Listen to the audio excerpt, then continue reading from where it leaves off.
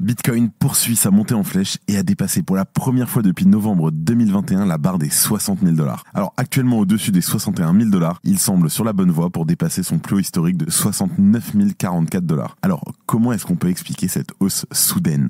Le Crypto Daily. Mon nom est Benjamin Cohen. Et vous êtes bien sur le Crypto Daily. Le podcast qui traite de l'actualité crypto, NFT et métaverse. Dans vos oreilles, chaque jour, du lundi au vendredi.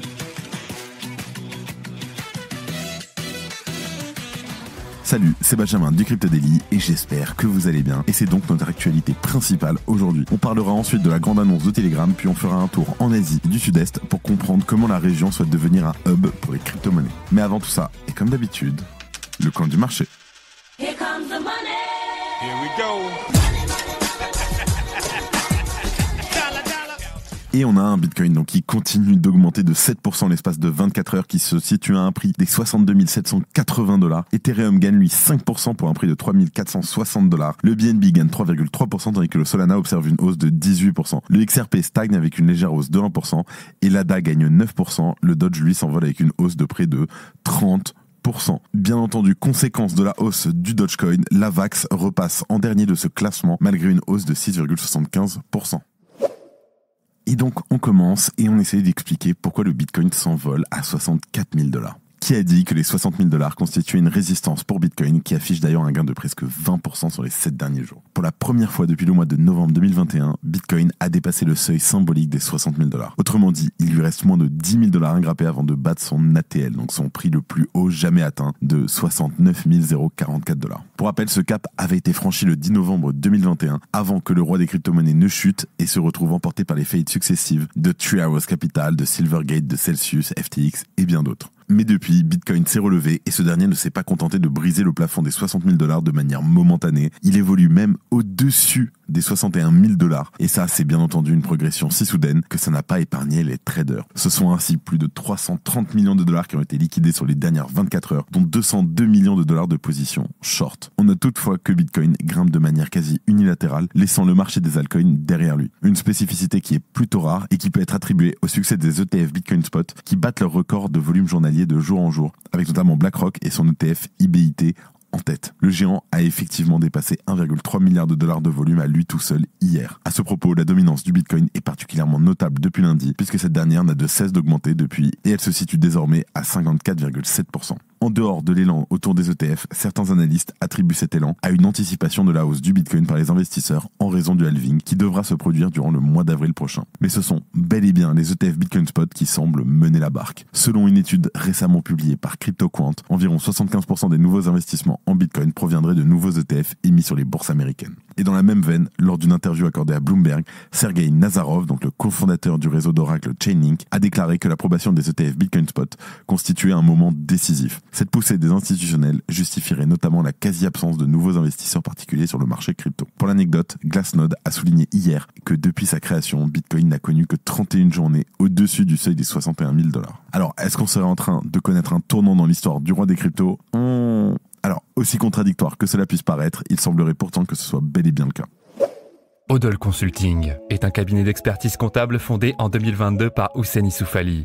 Tokenisation, drop de NFT, levée de fonds en crypto, générer des revenus dans un métaverse ou encore investir dans la trésorerie excédentaire en DeFi. Le cabinet a développé une vraie expertise sur toutes les verticales du Web3. L'approche sur mesure de Odol Consulting permet d'offrir une expérience client et une expertise financière sans précédent pour permettre à ses clients de se concentrer sur le développement de leurs activités. Retrouvez-nous sur www.odol-consulting.com.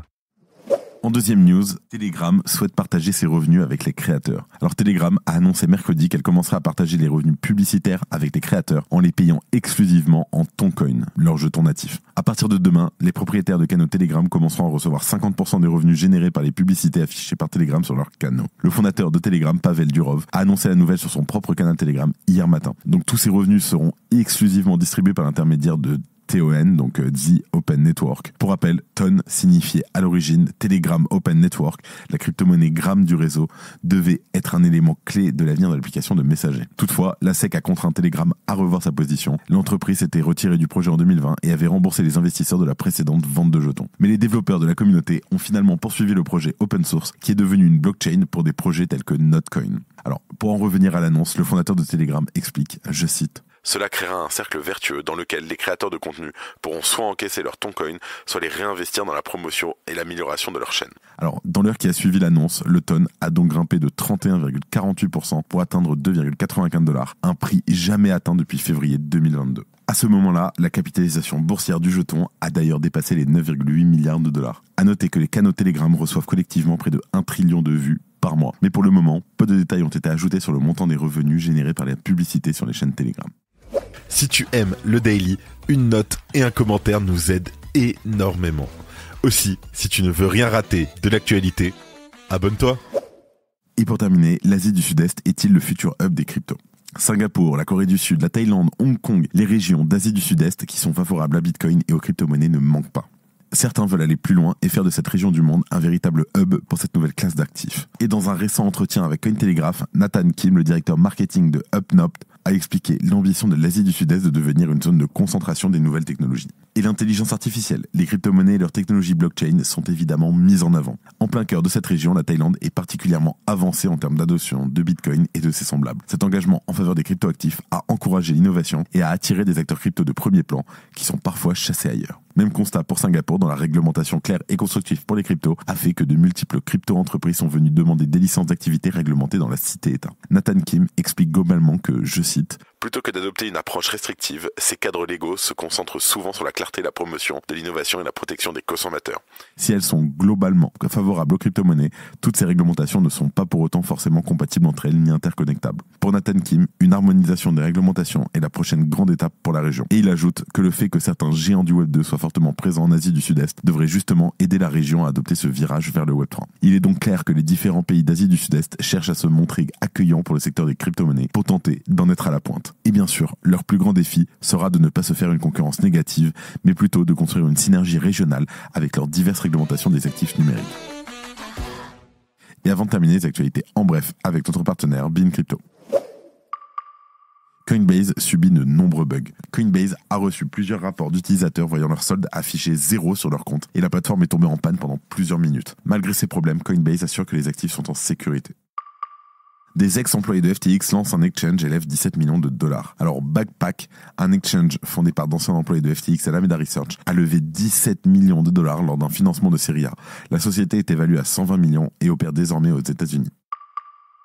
Les proches de SBF demandent la clémence du tribunal. La famille et le compagnon de cellule de SBF ont plaidé pour une peine plus clémente pour l'ex-CEO de FTX, exprimant des préoccupations pour sa sécurité physique et témoignant de son bon caractère et son désir d'aider les autres. Morgan Stanley proposera des ETF Bitcoin à ses clients. Morgan Stanley est en train d'effectuer une due diligence pour ajouter des produits ETF Bitcoin au comptant à sa plateforme de courtage, selon des sources proches du dossier. Salut, alors on fait une petite pause dans le programme. Est-ce que vous avez déjà entendu parler de Swissborg ? C'est la meilleure application pour prendre en main vos investissements crypto. Tout y est super simple et rapide, c'est un vrai jeu d'enfant. Et le mieux, c'est que c'est régulé et autorisé en France. En plus, avec Swissborg, vous avez toujours les meilleurs prix du marché. C'est fini le temps où on payait trop cher sans le savoir. Et si vous ne savez pas dans quelle crypto investir, pas de panique. Avec Best Blockchain, c'est comme un panier tout prêt avec les meilleurs cryptos choisis par des pros. On ne peut pas faire plus simple. Attention, offre exclusive en ce moment. Inscrivez-vous dès maintenant avec notre lien qui s'affiche maintenant et recevez immédiatement un ticket à gratter 100% gagnant et empocher jusqu'à 100 € instantanément. Alors, qu'est-ce que vous attendez ? C'est le moment de rejoindre Swissborg et d'investir dans les crypto-monnaies en toute sérénité. Cliquez, inscrivez-vous et lancez-vous dans l'aventure avec Swissborg. C'est la fin de ce résumé de l'actualité du jour sur le Crypto Daily. Évidemment, pensez à vous abonner pour ne pas rater le suivant, quelle que soit d'ailleurs l'application que vous utilisez pour m'écouter. Rendez-vous aussi sur Twitter et LinkedIn pour d'autres contenus d'actualité exclusifs. Je crois que j'ai tout dit, faites attention à vous et moi je vous dis à demain. C'était Benjamin pour le Crypto Daily. Merci et à très vite.